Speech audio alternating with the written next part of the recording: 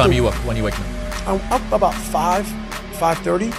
So every morning starts with a run. La journée commence à 4 heures du matin, l'heure à laquelle Goggins se lève habituellement. Donc je me réveille avec un petit peu plus d'avance que David Goggins, mais surtout avec un objectif clair. Affronter cette journée avec la même intensité qu'il le fait. Dès que je me lève, c'est l'heure de ma course. Goggins court souvent 12 miles minimum, environ 19 km chaque matin, et c'est exactement ce que je vais faire. I'm not waking up late. I'm not rushing around. I'm not disorganized. How long's the run typically at the moment? Nowhere under 12 miles. So 12 miles is the minimum.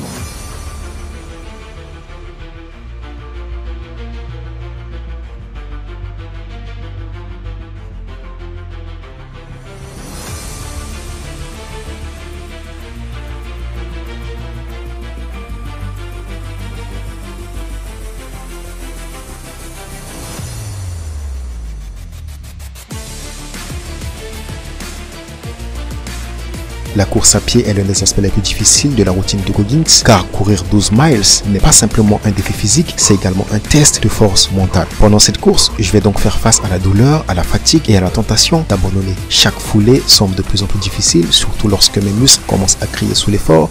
Goggins lui-même a déclaré que la course est l'une des manières dont il apprend à se connaître et à repousser ses limites.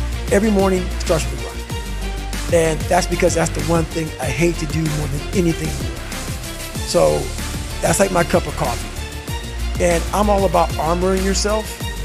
So the second you leave your house, and the second you open your phone, the second you do any of that shit, you are now letting in poison and cancer. So I make sure a lot of things you can't avoid. So as I get up, I start to armor plate my mind and body. Like a person's going to war, you put your body armor on. That's what I'm doing on that run.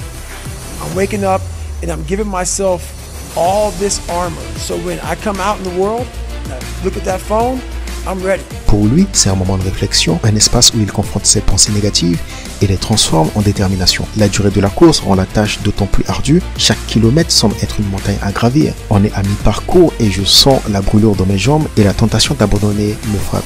Mais je me rappelle des bénéfices impensables de cet exercice que je vous montrerai dans la suite de la vidéo. Cela m'incite à avancer un pas après l'autre malgré la douleur.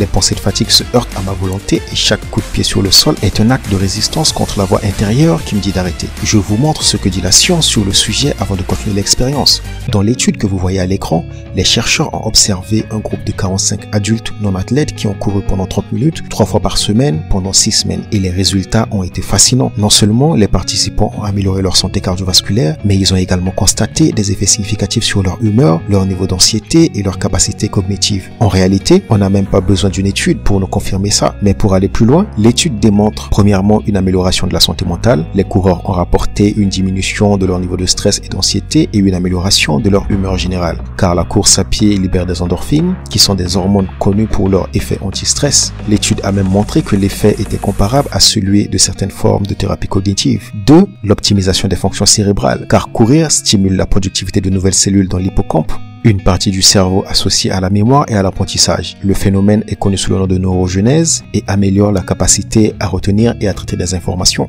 3. La santé cardiovasculaire. Outre les bénéfices pour le mental, la course à pied renforce le cœur et les poumons, améliorant ainsi l'endurance globale du corps. L'étude montre que courir seulement 30 minutes à un rythme modéré augmente la circulation sanguine et diminue le risque des maladies cardiovasculaires. Comment l'appliquer? En réalité, si vous souhaitez tirer parti des bienfaits prouvés de la course à pied, il n'est pas nécessaire de courir des marathons comme Goggins. Commencez doucement avec des sessions de 20 à 30 minutes, 3 fois par semaine, en privilégiant un rythme confortable, puis vous pourrez augmenter progressivement la durée ou la vitesse de vos séances. Intégrer la course à pied dans votre routine peut vous offrir une combinaison unique de bien-être physique et mental. Après cette course éprouvante, il est temps de passer à la musculation. I come home and I'm in the gym. Direction la salle de sport. La salle de sport, c'est juste en face. Là, 1 minute de marche et je suis à la salle de sport pour détruire les fibres. J'ai vraiment une sensation dingue pour le moment. C'est-à-dire que j'étais vraiment KO.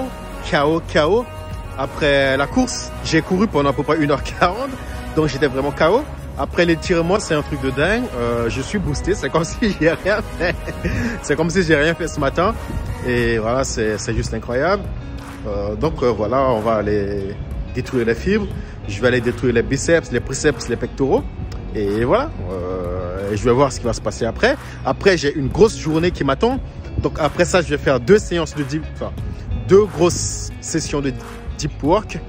Donc voilà, je vais te montrer ça. J'en dis pas trop, mais voilà, je garde ça pour la suite de la vidéo. Donc là, on est arrivé. La salle de sport, c'est juste là en face.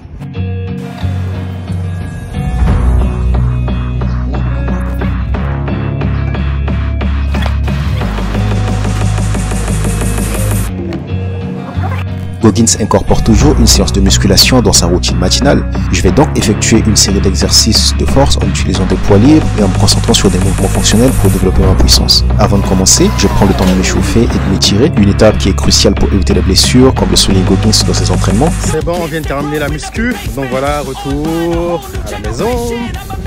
On va se préparer pour commencer le deep work. Je vais prendre une douche en mode extrême, une bonne douche froide, 5-10 minutes. Et juste après, c'est parti. Je sais même pas si je vais prendre un petit déj, mais après ces sports intenses, je pense que je vais prendre un peu. Je dois vraiment bien manger pour prendre de l'énergie. Alors quand je dis bien manger, ça ne veut pas dire vraiment me mettre une caisse, mais voilà, prendre un peu d'énergie avant de commencer mon deep work. Je pense même que juste un café, ça peut le faire. Franchement, franchement, je le pense. Je pense que normalement c'est suffisant. J'ai pas besoin de faire plus que ça.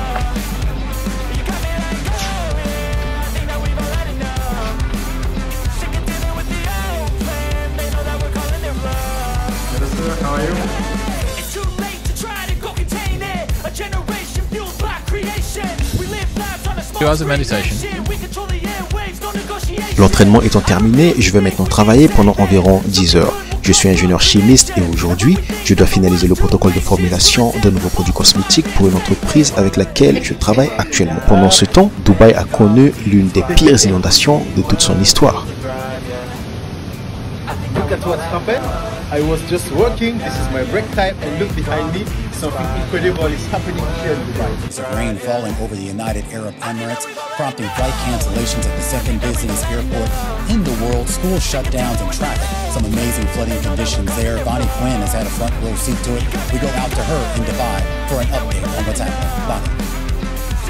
Well, Romain, as you can see right behind me, this is part of the DIFC complex within Dubai, which is its own self-regulated complex of financial institutions. We're talking about more than 50 hedge funds, more than 200 banks based here, more than 100 insurance companies and 350 wealth managers. All told, more than 41,000 people work here on a daily basis.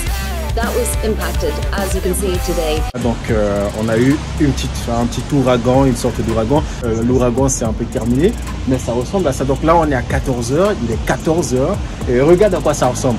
Et si tu avais vu le matin, hein, parce que j'ai commencé le vlog quand j'étais le matin, si tu avais vu le matin, il y avait le soleil, il faisait beau et soudain ça s'est transformé en ce que tu vois. Voilà, ça s'est transformé en ça.